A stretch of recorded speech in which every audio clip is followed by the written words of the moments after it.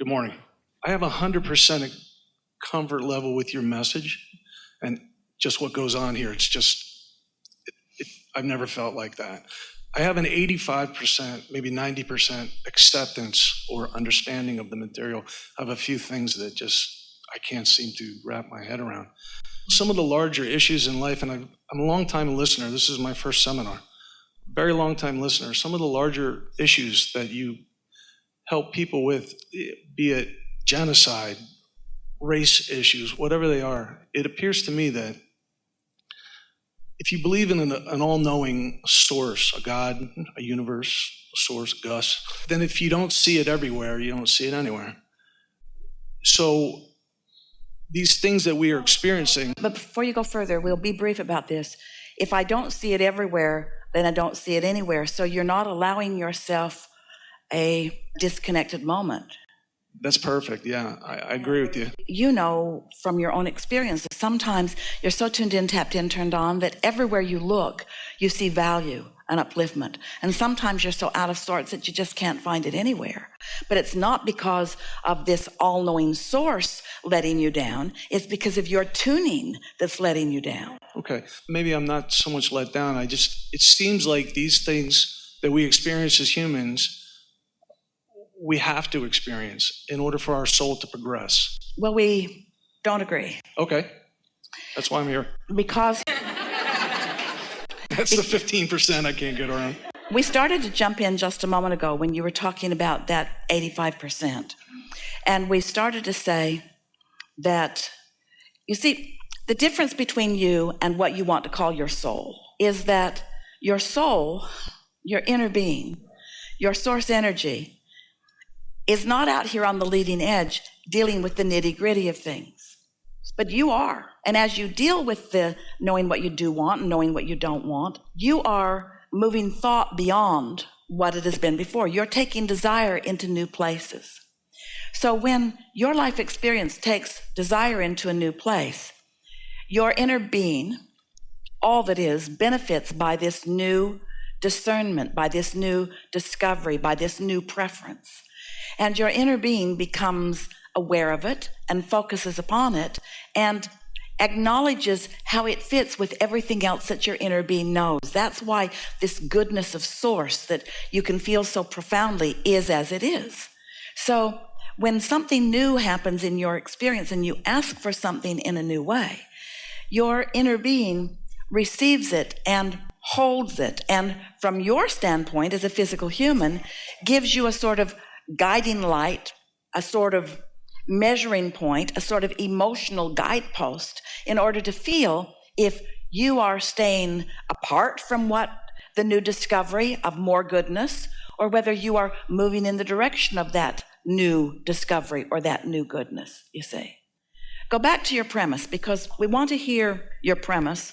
Premise is in order to progress as a soul through these physical incarnations. All right, now before you go further, we just want to say, everything is about motion forward because we are all eternal beings. And the very reason for your human leading edge in this time-space reality existence is that you, pioneer, out here having new experiences, this combination has never been before into all of the universe, having new experiences, you're launching the new rocket of desire. To what end? Are we leading ourselves towards God consciousness?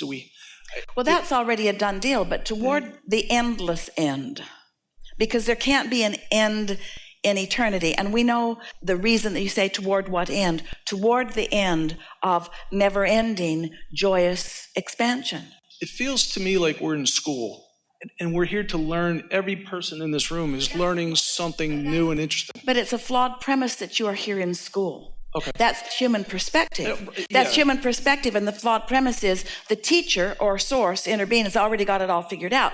Flawed premise, because while there is so much that is known and that steady light is burning, expansion means everything is not known. Mm-hmm. You are out here finding new knowledge, and when you find it incrementally and present it to the vibrational reality, then source holds it and melds it until you, the creator of it, catch up with it. That's how the evolution takes place. Okay. It just seems like we're all on a path of learning and understanding and growth. If you've been listening to us for a while, you've long heard this, but you're going to hear it differently right now because we're going to make sure you do.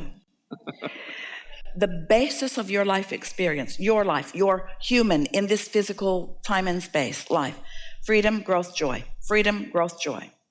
Freedom, growth, joy, a triad of intentions. That's what was in your vortex when you came into this physical body. So you say, yes, growth, growth, growth, because like you said, we're in school. So growth, growth, growth. Yeah, growth for sure. But freedom and growth and joy all equal a triad of intentions. Yeah, you say growth, growth, growth. We say, don't get it out of whack.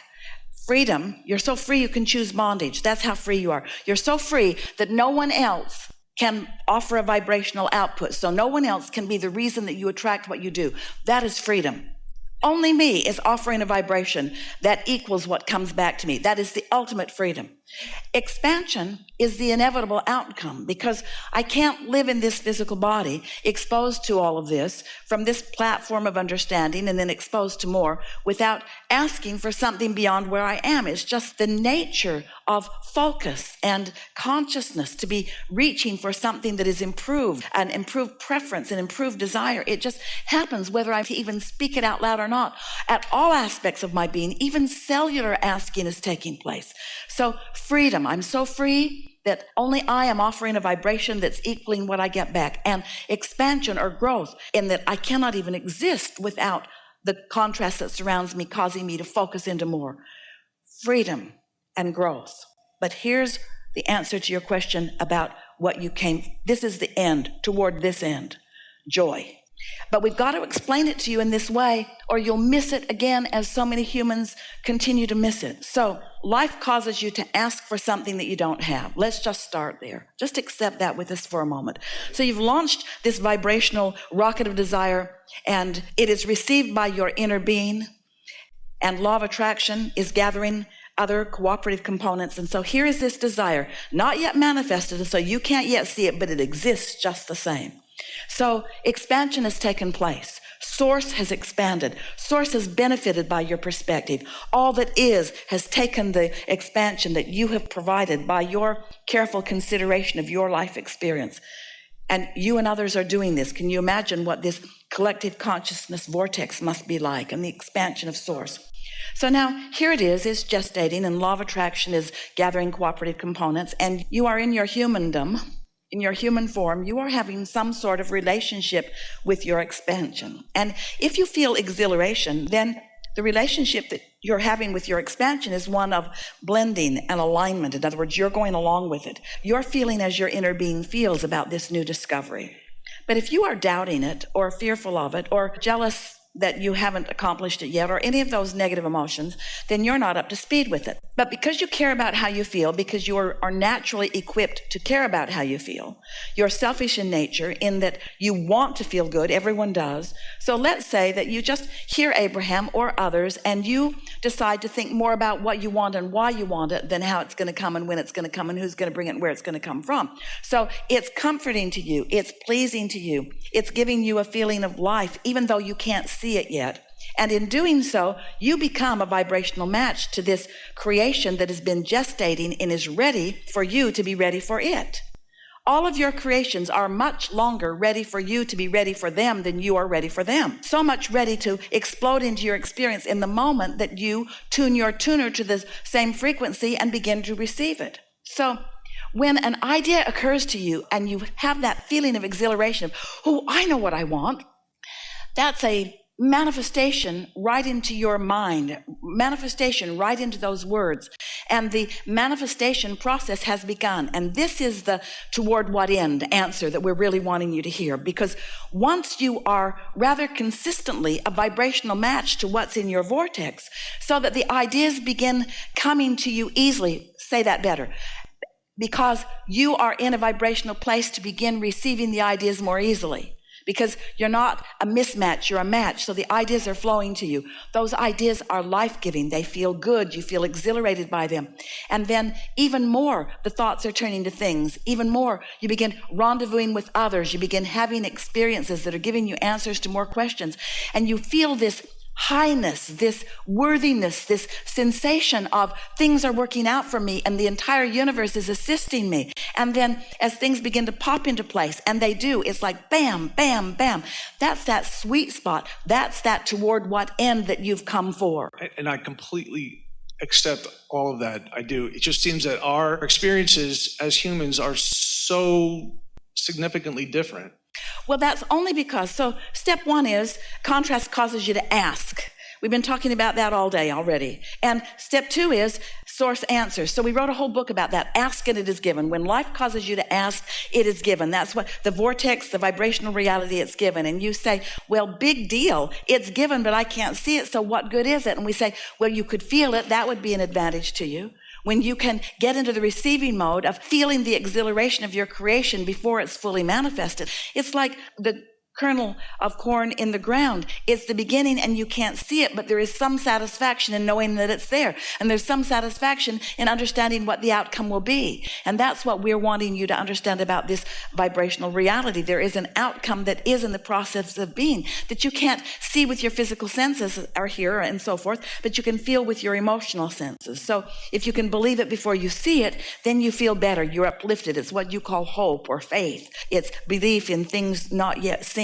So step one is contrast causes you to ask. Step two, it is answered vibrationally, but then you have to carry it. And it's the reason you're here in this physical body. You have to carry it into the full manifestation, which means you have to get into the receiving mode of what you've asked for. And that's really what the art of allowing really is about. You have to find a way of feeling it even though you can't see it, of knowing it even though it hasn't manifested yet, of trusting it because your emotions are letting you know that you're on the right track. So that's step three. Step four is getting really good at that. Step four is just mastery of that. Step four is feeling good for no good reason. Feeling good not because I have an ulterior motive. Feeling good because it's natural for me to feel good. Feeling good because my inner being feels good. And when I open that channel between me and my inner being, I feel as my inner being feels. Feeling good, the most natural way for me to feel. It is such an anomaly when you don't feel good. It is so weird when you pinch yourself off from how your inner being is feeling and what your inner being is knowing. So step one, step two, step three, step four. Step five is being back in step one and not being mad at yourself because you're wise enough to understand that contrast is necessary in order to create the vortex to begin with. Mm-hmm. Yeah. And so we like this question so much because, Abraham, what's the point of life? The point of life is joyous creation, not creation by default, not stumbling around, not offering a thought because I'm observing something, not offering a thought because that wheel is squeaking so loudly that it's got my attention, but choosing the thoughts that feel best to me, choosing the thoughts that take me as a creative consciousness into a place that I have not been before, and then feeling the heavens is not the right word, feeling the non-physicals revel in the new discovery that I've made. Oh, when you begin thinking on purpose, and even more important, when you begin focusing because you care about how you feel, now that triad of intention has come into full place because you're so free that only you can think thoughts that have anything to do with you.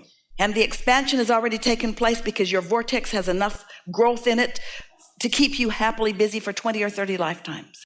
But when you find that joyful way of focusing that brings it all together so that you are in the receiving mode, so that there's an open channel between what you've created and what's gestated and what law of attraction has got ripe and ready for you, and you begin then receiving the clues, the inspiration, the words, the ideas, the next stepness, you will begin to feel the invincibility of who you are. You'll begin to feel the leverage of the energy that creates worlds. You'll begin to feel the worthiness of your being. You'll begin to feel the knowledge that your inner being holds about you. The new knowledge that you helped provide your inner being, because that source energy is not growing apart from what you are. That source energy is growing because of what you are, because we are all in this together. But it's only the human. We love you so much, who does all your part, who does step one, and we do step two, and then you deprive yourself of the turning the thoughts to things, and then you say, what's it all about? I don't get it. What's it all about? What is the end game? And we say the end game is the never-ending accepting of you and us all together, and the benefit that you provide for us and the benefit that we provide for you, and the combining of that joyous experience as we move forward. That's what it's all about.